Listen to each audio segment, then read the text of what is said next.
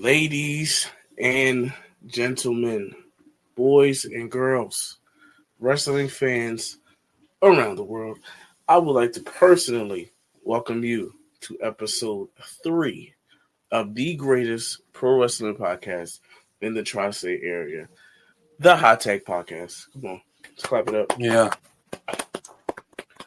All right, listen now, like every week, this is the podcast where we talk about anything and everything pro wrestling.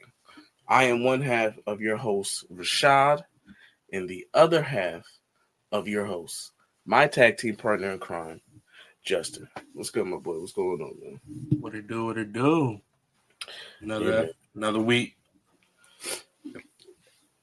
Another week, another episode. So we have been, I know it's only 3 episodes, but listen, consistency has to start somewhere. You got to start somewhere. You got to have a starting point. And this is our starting point. I mean, 3 episodes in and so many more to go. I was 3 episodes in, and we've already been getting a lot of positive feedback. A lot of people loving the show. So we appreciate that. We definitely appreciate that. It's only going to get better from here. It's only up from here. You feel me? Now, before we get into this, week of so much pro wrestling, how was your week? How you been, man? How you doing? Doing good, man. I was excited about this weekend because there's a lot going on, a lot wrestling wise. AEW All in, WWE with 2 shows, Saturday Night's Main Event and Evolution. We are currently recording this on Sunday, so Evolution is tonight. Saturday Night's Main Event was last night, and so was AEW All In. That's true. So, hey, man, I agree with you. I'm definitely excited. I was definitely excited for the week. So much action that's going on. That has taken place already. Besides Evolution, which we'll talk about that further on. About our plans with that. But I agree. I mean, it's just so much pro wrestling. Shoot, without further ado, we might as well get straight to it, my brother. Where you want to start? We're gonna keep it short and sweet this week. We're gonna skip past the Raw and SmackDown reviews because we have these 2 shows to break down and then a little bit to talk about after that. So I'm gonna start with AEW All In. This will be a solo review because I am the AEW watcher of the pod, and I was really excited to watch this AEW All In this because I've been kind of loosely following AEW for a while now. I tune in and tune out, but this show being in Texas, looking at the card, I know there was a lot of big matches on this card that I was really going to be excited to watch. And I can say AEW did not disappoint. They did not disappoint. It was a bit of a long show. I think the show had to run for at least 5 hours. It was a pretty long show, but I can say I was not tuned out by the end. Usually with shows that long, you usually don't have any energy for the end of the show. You're usually tuned out by the end of the show. But they did a good job of the placing of the matches, keeping you entertained, and wrestlers themselves were on point.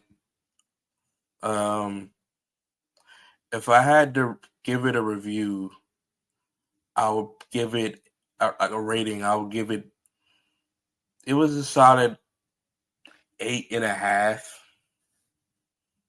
8.5 out of 10. My favorite matches on the card probably were both the tag team matches for the AEW World Tag Titles between the Hurt Syndicate, the Prophecy, and Jet Speed, and the tag team match between the Young Bucks and Will Ospreay and Swerve Strickland. Both matches were killer. The main event match was crazy. You can only expect that, though, from Hangman Page and John Moxley in the Texas Death Match. You're just going to get some crazy stuff out of that. So I felt like AEW did their thing. They definitely held their own. WWE tried to kind of flood them with events and try to take some of the momentum away from them, but they held their own with this one. And I don't want to compare the two shows. I didn't want to compare the two shows to each other because although I have some things to say about the Saturday night's main event, I did not want to compare them because I do know the differences in levels. This All In is one of AEW's like trademark shows, one of their biggest shows. And Saturday night's main event is kind of like a smaller PLE. So it wouldn't have been fair to compare the two cards. It's like comparing like Winter is Coming to WrestleMania. Like it's just it wouldn't have been fair. But I will say, out of the two shows, both on Saturday, I did enjoy AEW's a lot more. And I obviously, I am not an AEW watcher, unfortunately. Sorry for those who are listening. I mean, I've tried, but I, I eventually, I'll say eventually. Like I'm not going to never say never. I eventually will somehow, some way, or sometime get into it. Um, but thankfully, this is why it takes two, right? This is why I have a tag team partner because what I can do, he's able to do. So But I will say, after watching that Saturday night's main event mm, card, AEW All In was a refresher. It was definitely a refresher. and I can't blame you on that. Like like you said, I understand it's you can't really compare the two, but man, I mean, did WWE didn't make it. They definitely didn't help their case. no. They didn't help their case with this one. I mean, in transition from AEW All In Saturday night main event. I I don't I it's hard. Okay, it's hard as a WWE fan um to watch something like that last night. I'm going to be very transparent and honest. We both have some things that we need to get off our chest. Um, and I would I'm not going to go in too deep at the moment, but it's some things. Um, Well, the card is only four matches, so we can go through it. We can go one by one through all the matches and kind of give our thoughts on them. Starting off the show, we had Randy Orton versus Drew McIntyre.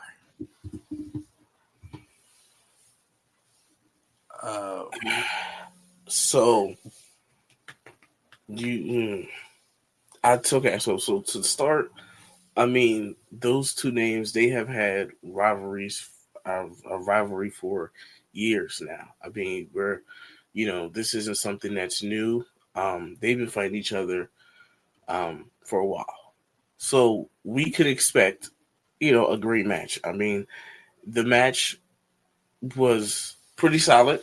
Um, Two great workhorses. Uh, I think there were some spots that um, I did enjoy. Uh, I wish I could have enjoyed it more. And it goes to the other matches if there were so many random commercials. Um, like I said, I understand this is Saturday Night Main Event. This isn't like a big PLE, so it's like it's on NBC. So obviously, they have to make their money with commercials. But man, I mean, every time I looked up, there was a commercial. Yeah, that did become a problem of this show for the Peacock watchers. I'm sure the in-house viewing probably went over a little better, but viewing the show from home, the pace was definitely thrown off by the amount of ads in this show. It felt like you could never really get, for me at least, I could never really get into it. But yeah, like you said, Randy and Drew, you can expect a good match from those two, and that's what they gave us. I was not mad at the match.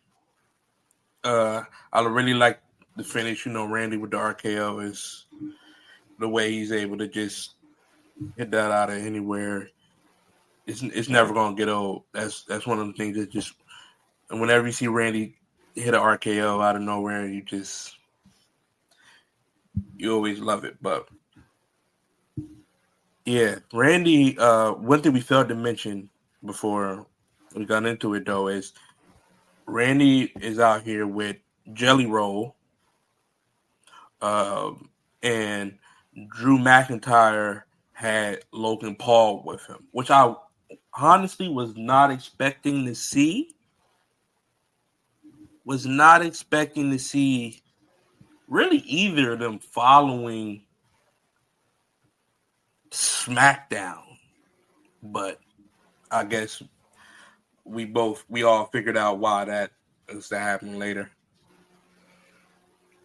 Um, you know, obviously, like you said, Jelly Roll was with Randy, Logan was with McIntyre. Um, there was obviously some involvement in SmackDown, uh, kind of setting up the whole "I walk out with you, he walks out with me." Um, as you said, the finish, the three most dangerous letters in all of professional wrestling, RKO. Randy wins. Yeah, Logan Jelly jumps Roll in and the ring. Logan get into it out on the outside that causes Drew to get distracted, setting up the RKO. Mm-hmm. After the match, Logan jumps in, starts beating up Randy. He actually punches him, hits him with his patented was it right hook. Um, and Jelly Roll is obviously in so much distraught in the corner. Uh, Decides to take it upon himself to hop in the ring, um, and throw Logan Paul. Uh, and Logan Paul's like, "What? What the hell? What's going on?" You know. So he gets him out the ring, and then of course we see Jelly Roll kneel down try to console Randy, and out of nowhere, he gets hit with a Claymore by Drew McIntyre. Push Jelly Roll Yeah. out. Yeah. Claymore from Drew to Jelly Roll, which as soon as that happened, I was like, oh, yep. Jelly Roll's definitely getting involved in a match somehow. They don't usually cross that boundary of putting their hands on celebrity guests unless they're going to be getting involved somehow. And Lo and we behold, find out that Randy and Jelly Roll will be teaming up to face Logan Paul and Drew McIntyre at SummerSlam. who in the hell? Who in the God? Who in the Sam, Mary, Tyler, Mark Hell Mary Kate and Ashley. said, you know what? You know, it'd be a great match at SummerSlam.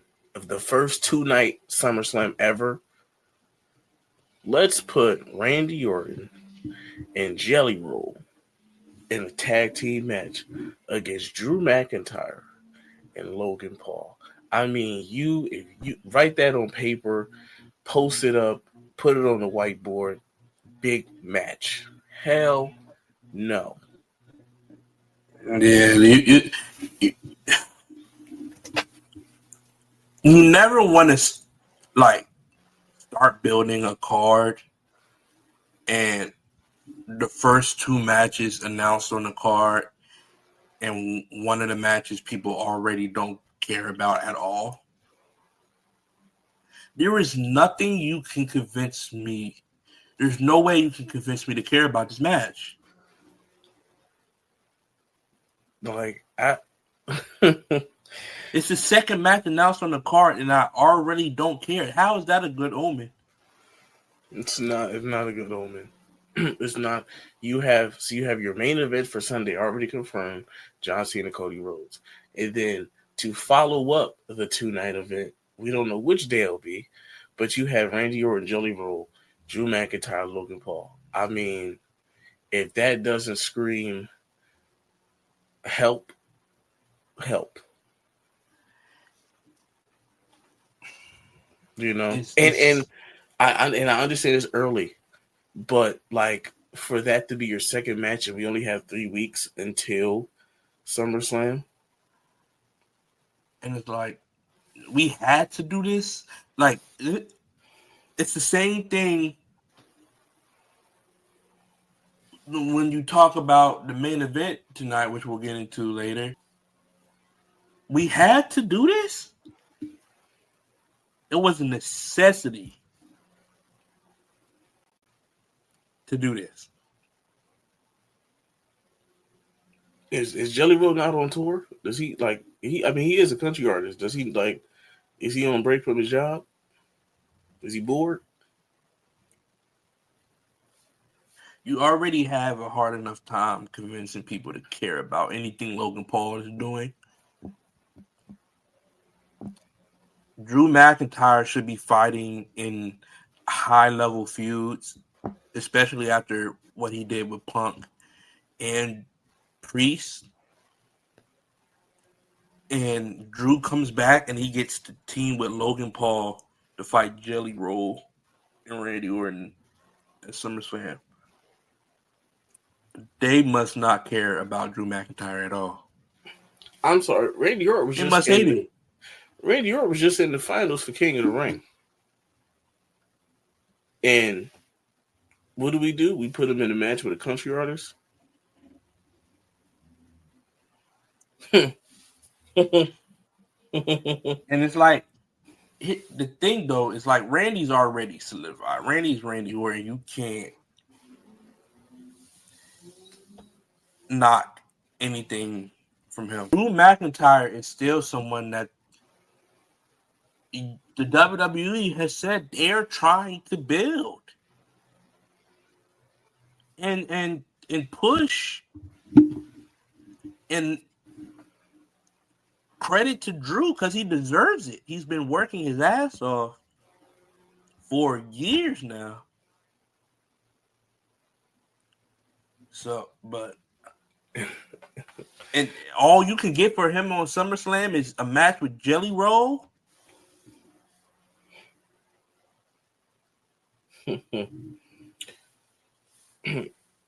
Ladies and gentlemen, as you can hear, we're only one match in, and it's going to be one hell of a recap. Second match on the card. Moving on, man.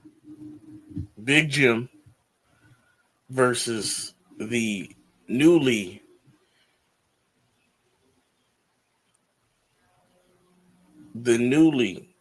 crowned United States champion, Solo Sikoa. This match was announced literally during the week. Like they were like, you know what? We're gonna announce this match during the week, and then we'll announce it again on SmackDown. I think both guys obviously look good. I mean, of course they're brothers, so they made each other look good. Listen.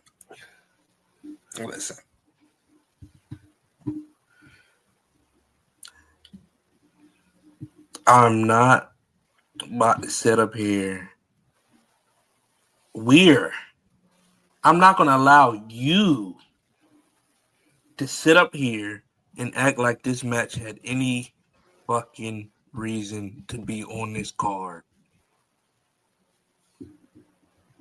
So you don't think Big Jim deserved a shot? Big Jim would have deserved a shot if he had any build up to deserving a title match. So this was one of those you like this? All right, here go two more for you. This was what, did Jimmy Uso pin him in a tag match or something? No, it was Jacob that pinned him in the tag match. So why is Jimmy Uso in this match? Why are we having this match? And that's the thing. It's not a problem about Jimmy Uso being in the match. It's not a problem of the match. It's a problem of the match being booked 2 days before just to fill up this card. Like most of these matches were. That's true. Most of these matches were built up in a week. Besides 2. Mm-hmm. So literally 50% of this card was made Friday. I mean, what do you do when you have a PLE so close to another PLE and you have no time to really build up feuds? You just mash some shit together. Exactly.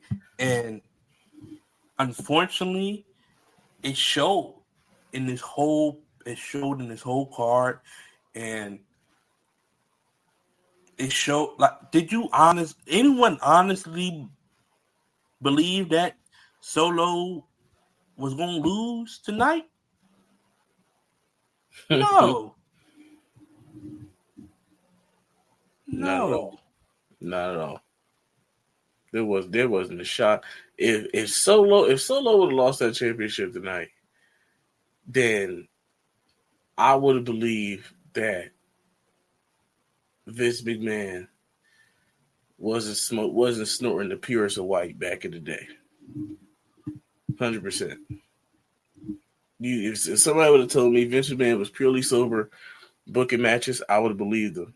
That's how much I believe that Jimmy Uso would have won the championship tonight. No chance in hell. Not a single chance. But hey, yeah, the match was okay.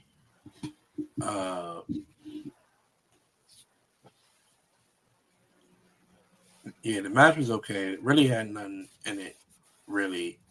Solo wins after interference from the MFTs. Jacob comes out to help Jimmy from an attack from Solo and his group after the match. They pretty much had Jacob come out and save Jimmy for them to do part 2 at SummerSlam when they could have just said, hey, you know what would be smart? How about we don't have this match? How about we just wait and set it up for SummerSlam? Save the match. Or how about this? SmackDown.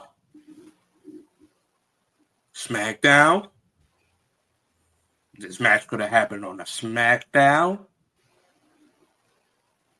And then he returned. Listen, I'm fine with that too. I don't think it was necessary to even have the match in the first place on the PLE. SmackDown, cool. No. Fine. All dandy. But like, I mean, come on, man. Like we just making shit. We just putting shit together. But Solo won, like you said, Jacob came back. That was match 2. All right. Now, honest now, I'm going to shift. All right. I'm going to take a detour because I don't want to go straight into this. I want to go to the main event because the last match that I want to talk about, I think it gets way deeper, especially in a not only a personal matter but professional matter because it's more to that. So I'm going to shift. I'm going to jump to the main event, which is Gunther versus Bill Goldberg for the World Heavyweight Championship. This is Bill Goldberg's last match.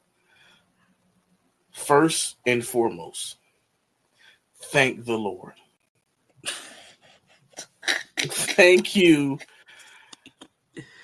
wrestling gods. Thank you, all high and mighty powers. Because who in the hell wanted a Goldberg match at any time in any place? We were fine without knowing he was still around.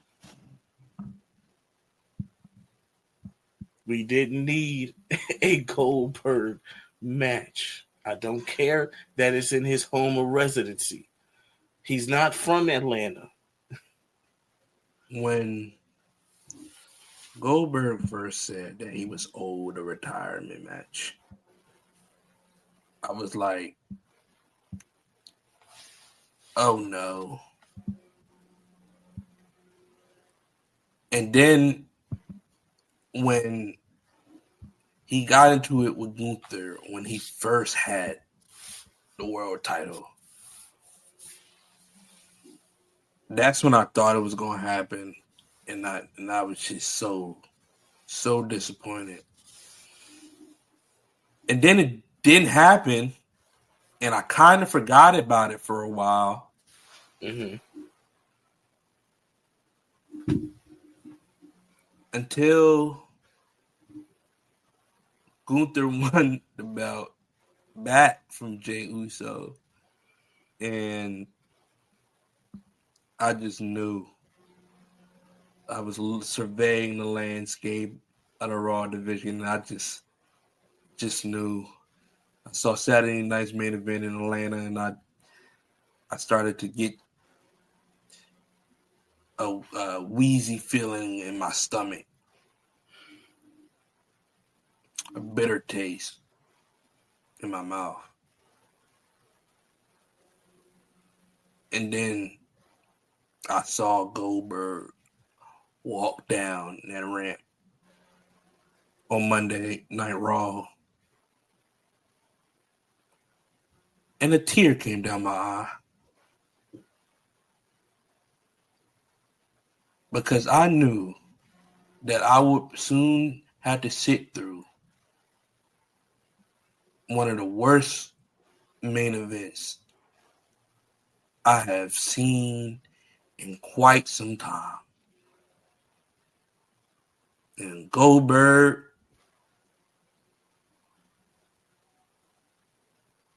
you accomplished that, my brother.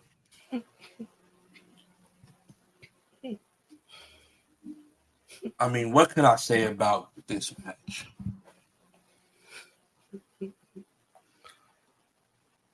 The Goldberg giant knee brace walk limping down to the ring.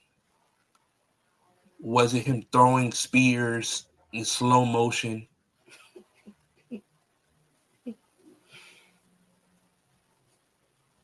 Was it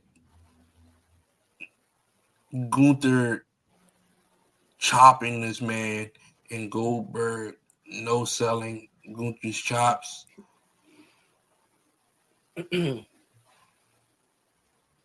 I don't quite know. Rashad, how did you feel about this main event? um, hmm. I want to quote something that my boy Orlando said when we were working. He said Goldberg reminds you of Old Yeller. Sometimes you gotta take a bit back and shoot him. And my God, you should have took that man to the back and shot him. Because why would that match? I mean, first of all, I don't know if you heard the the faint headbutt in the door on the walkout, right? As soon as I heard the headbutt, I said, God, please don't let him be bleeding. Because if he's bleeding, it's we already wrap it up. I think he learned his lesson from that. I think he just punches it now. I think and I'm pretty sure it sounded like a punch because if that was a headbutt, he would get Yeah, I think he yeah just he punches would it get. now. I think once the door kind of defeated him, he didn't want a Mm-hmm. rematch. Yeah, so I mean, from the walkout, I mean, first of all, buddy, he wasn't doing no sniffling. He wasn't doing no. He wasn't doing none of that.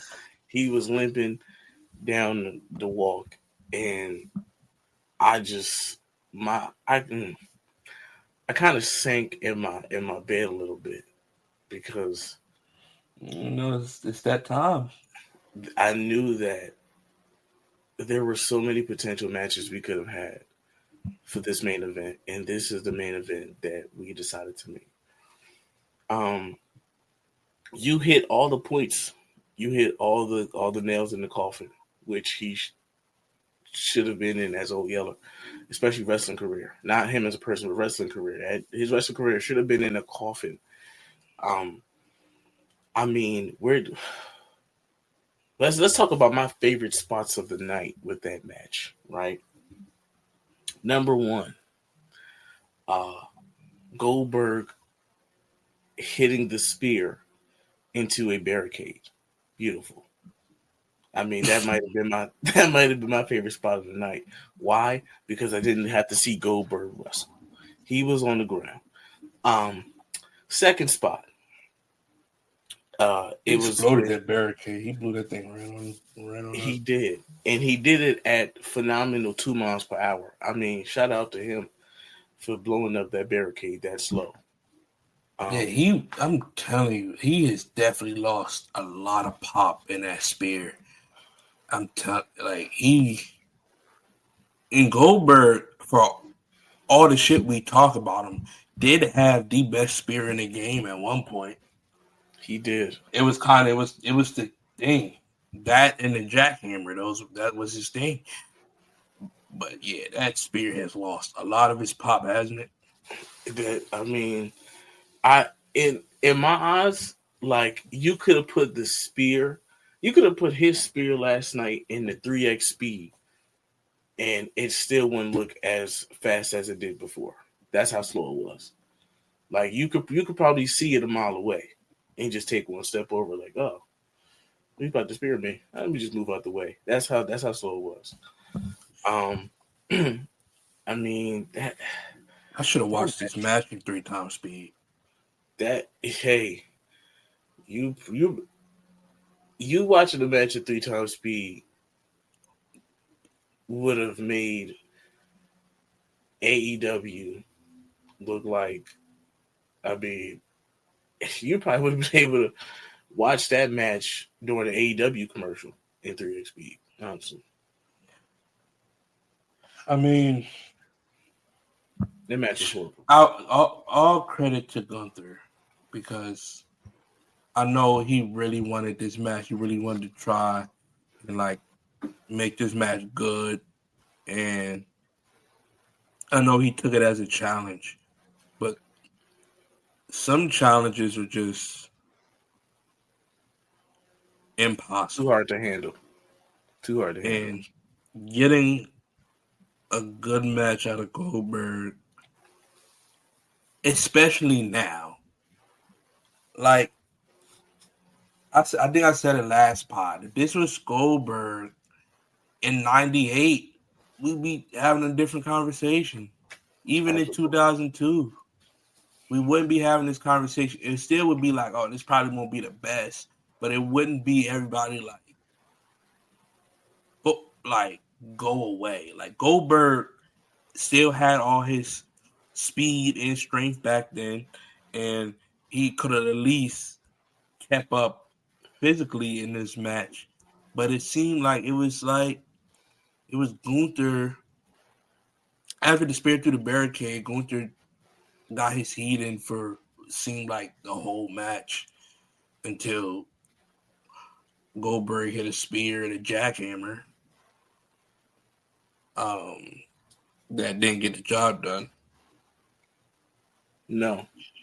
And I mean, for also shout out to Gunther selling, because he did sell um a lot of those a lot of those moves. I mean, He gave Goldberg a lot. He gave Goldberg everything, like respect, like to show respect to Goldberg. mhm. He definitely showed Goldberg a lot of respect in that match. He gave him everything. He sold his moves. Um, He told the story, not yeah, Goldberg. He told it though. Shout out to Gunther. Um, but all bad things must come to an end, and he put him to sleep. He put him to sleep, yeah. Gunther as he should. wins with the rear naked choke or the sleeper hold, which was did it seem kind of like it seemed like the finish came kind of random. I think he did too. It felt kind of like I didn't know if he was actually going to finish him at that point, but he did, which I'm not mad at, but um, it definitely wasn't expecting the end of the match, but it was. Maybe that goes back into the ads interrupting the flow and my investment of the show, but yeah, I also think. I mean, Goldberg's just like, all right, that's it. Fuck it. I'm done. Can't yeah. go no more. Goldberg, Gunther wins, retains the belt. Goldberg gets to say farewell in his hometown Which and we couldn't see. ride out. Yeah, they said, "All right, brother, you got your match. Cut that off real quick." Was not trying to hear what they got to say. Thank you, Boo this Peacock. man. Boo But him. no, yeah, Goldberg gets to ride off into the sunset in his on his terms. And please, Billy, ride off. Billy Bob. Ride off and don't come back. Don't even look back. Matter of fact, you don't see nothing behind you. You're done. Goodbye. All right. But that was the main event. Now let's get into probably the most heartbreaking match of the night.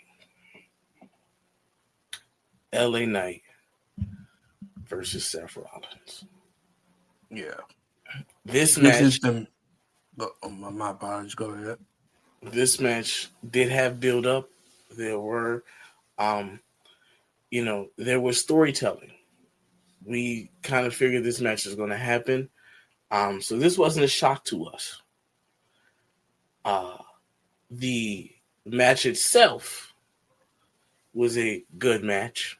I mean, obviously, Seth Rollins is right now the biggest cat in the game in terms of one of the biggest cats in the game in pro wrestling right now. I mean, he is on fire.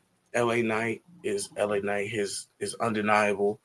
The charisma, the personality. So when you have two people like this, it's bound for a good match. And they were having a great match, honestly, in my eyes. Um, until tragedy struck, which I'll let my counterpart take it from here. Tragedy is indeed the word, man.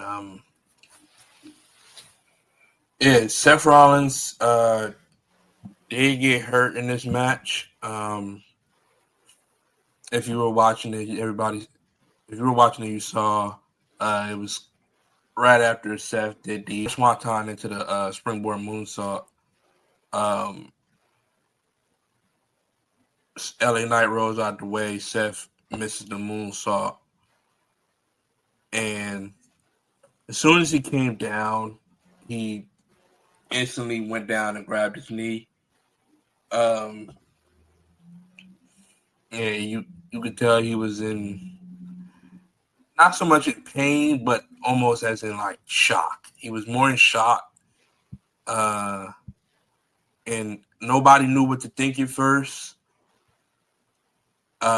He finished the match. He ended up uh, standing, walking over to LA Knight and kind of eating the BFT. LA Knight gets the win. You could tell it was kind of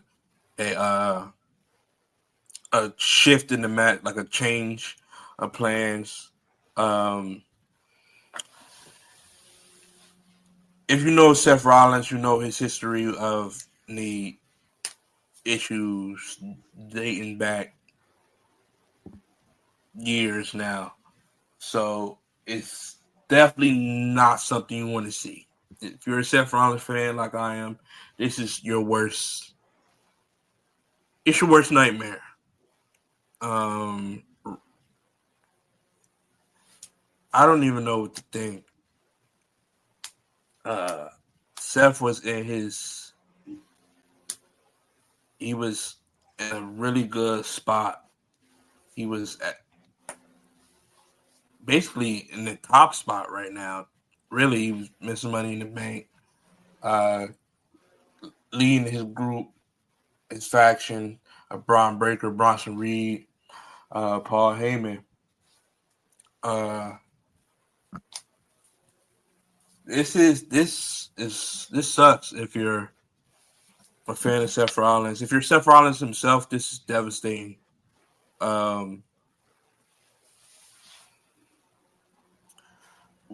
no update quite yet.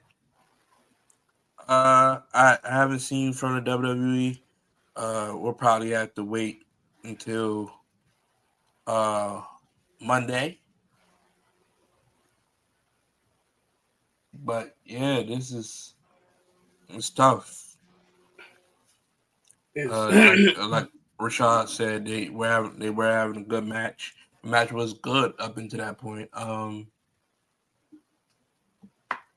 I sure the mean, plan was originally for Seth to go over, but obviously he couldn't once the injury occurred. and not only did that, I'm pretty sure that deterred SummerSlam plans because uh I think it was 100% the plan for Seth to win and for Roman Reigns to come back. I think the plan was for him to come back after the match. Um, so not only is it, unfortunate for those who are fans of Seth Rollins, but we are unclear. We're unsure of the plans for Roman Reigns. I mean, he is advertised for SummerSlam. He's on the flyer, So I'm pretty sure that was the match. It was going to be Roman Reigns and Seth Rollins. I mean, and if we know anything about their rivalry, it was going to be a good match. So it's uncertain, with Seth's future, but it's also uncertain with what are they going to do now. You know, I mean, Yeah, that's the big question. What happens now? Because a lot of the feuds right now were based around Seth and his faction. And it looks like things are definitely going to have to hard pivot. I feel as though Bronson and Braun are in a fortunate spot that uh they have Paul Heyman still to kind of help like put them over, do a lot of the talking. Uh, but yeah, the SummerSlam plans definitely get shifted now tremendously because if even if the plans wasn't for Roman Reigns to be on that show, I'm sure that it was very likely for it to be some involvement with Seth and the briefcase, mm-hmm. um, which we know is probably now not going to happen. Also saw that there was a last minute switch as well. Not only with uh, the Seth Rollins LA Knight match, but in the main event as well, there was a last minute switch. So, which leads me to believe that I don't want to say it, but leads me to believe that Goldberg was going to win the championship, and Seth Rollins was going to cash in on him and win.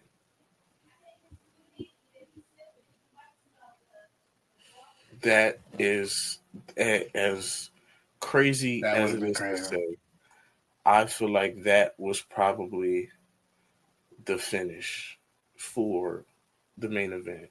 Goldberg goes out on his high horse, wins the World Heavyweight Championship, and bow. Seth Rollins cashes in. Either or. I mean, I think Seth was going to cash in tonight. Um, you Or know, last night. or I mean, last night. I truly believe he was going to cash in last night. Um, but I mean, it just like you said, a hard pivot. It's such a hard pivot. Yeah, so there's definitely going to be some uncertainty going into SummerSlam this year. Now, following that, but before we wrap up things,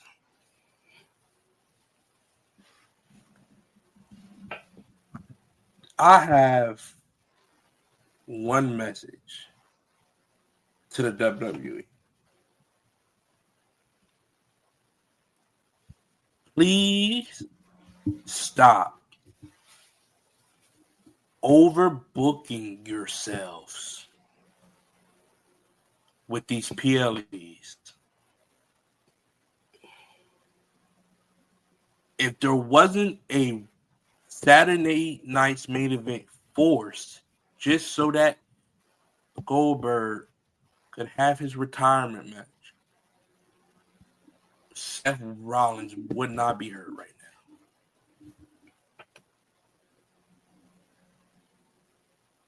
If Facts. this Saturday night's main event wasn't taking place, you could have got better storylines for the women going into Evolution Facts. Instead of all of these rushed ass matches put onto this card. Facts. And if you needed to fill up a card, how about we put matches on there that actually have been getting time on regular television? The Facts. Y6 and Street Profits storyline been going for a couple weeks now. Their blow off happened on a SmackDown. Talk to him. Why was this not on Saturday night's main event? Why was that match not on Saturday night's main event? Talk to him. The Street Profits haven't even been on a PLE since winning the tag belts. Get them.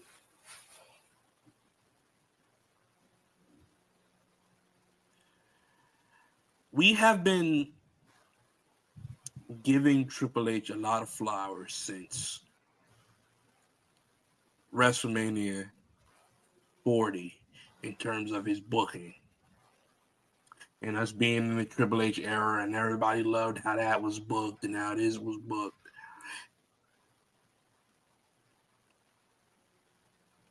But there are some things that he's been getting wrong.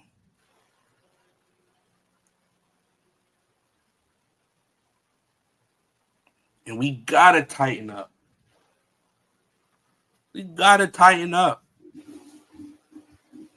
Because AEW is full steam ahead. And if you don't think they got a pay-per-view lined up for August to compete with SummerSlam, you're tripping. It's called Forbidden Door.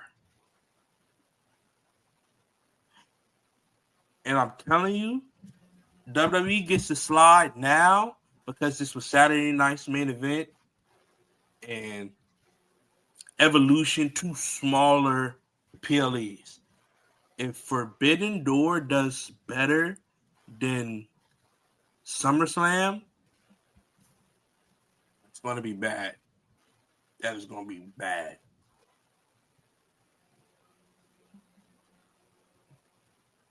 Moral of the story, WWE. Get your shit together. Ain't no time for the games. Ain't no time for the gimmicks. Buckle up and strap in. We can't. There's no need to have 18 premium live events in a span of 3 months. There's no need. No one asked for that. Because when you do, you end up in this position now where you're at with 3 weeks until your second biggest show of the year and 2 matches announced. And you're now got to shift your whole plans for one of your top feuds. Because he just got hurt in a forced Saturday night's main event match that he didn't even need to be in.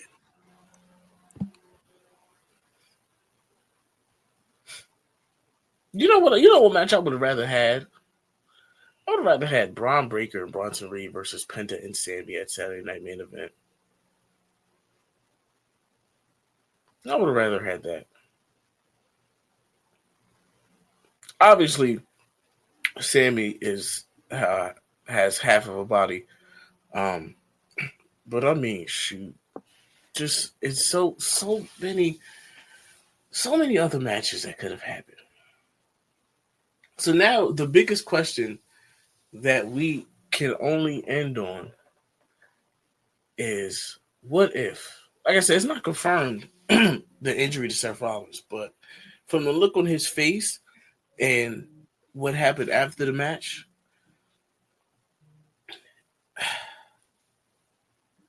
it definitely looks bad. It looks bad. It looks like he know it's bad. But yeah, we can only wait for an update. What if, man? Well, I guess to change the mood and on a bit of a more light-hearted uh, tone, Evolution is in a couple hours for us. Uh, we recording this on Sunday today. Uh, Evolution is in a few hours. At least now we know that the ladies can't have the worst show of the weekend. It's impossible now. Impossible. But I am looking forward to the ladies killing it tonight. This is a big moment for all of the women that's on the card to really go out and prove themselves. Evolution 2, a long time coming. Yeah,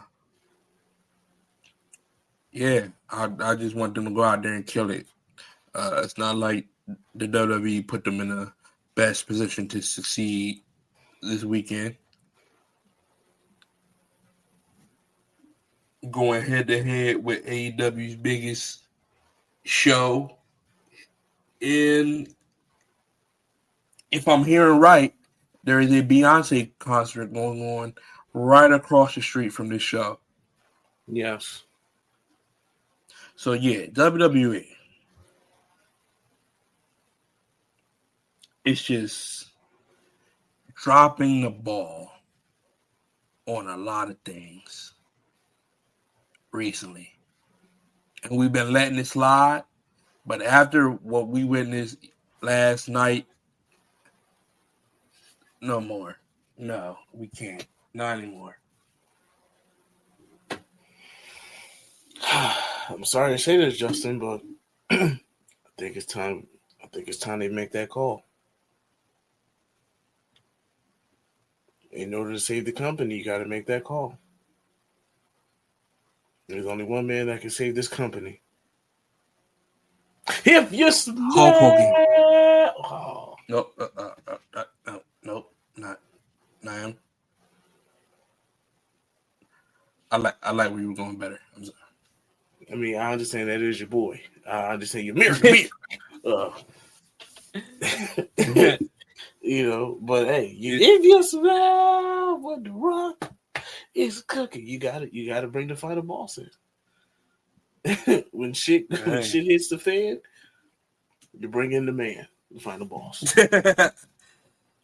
Something. They're gonna have to do something. That's all I gotta say. Before we get out of here, give the people your thoughts on Evolution and what you are excited about tonight. Listen, as I have stated before, I haven't always given the women their attention in a sense, not all the time.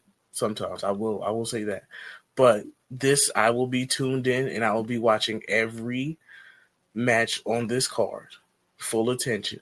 I am excited for the return of Bianca Belair, who has been announced the special guest referee for the match between Jade and Naomi. That was good. I am also hoping that we get a few surprise returns tonight. I did see, some speculations and some rumors of things that could possibly happen, people that could possibly return. And if I'm WWE, if I want to save the weekend, I need to do something big. And there's no bigger return than AJ Lee. That's all I gotta say. There's no bigger return. No bigger return than that. If you can pull that trigger, pull that trigger. Listen, that would be insane. It would definitely save the weekend for sure. But yeah, I'm sure there's going to be some surprises in the the number one contenders battle royal. Yeah, I'm excited for Jade and Naomi as well. I know Rhea and Io are gonna have a good match. Yes. Um, yeah, I feel like the women are gonna do their thing tonight. Amen. Listen, we will be recapping Evolution in episode 4 of the Hot Tag Podcast. All right. We just want to thank everybody who listens, who has tuned in, whether it's the clips, whether it's the podcast, whether it's socials. I mean, we are just 100% grateful for all the likes, comments, reposts, the feedback.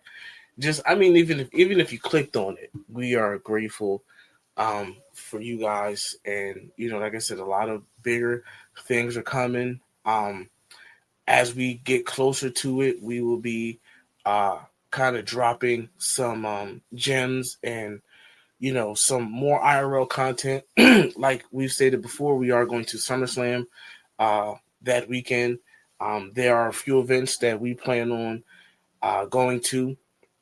So we will definitely be having some IRL content, some videos, some vlogs. So make sure you guys tune into our socials.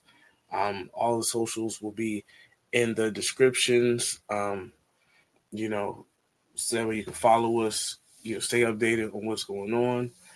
Um, yeah, man, we're just so appreciative of everybody who is taking the chance to just listen.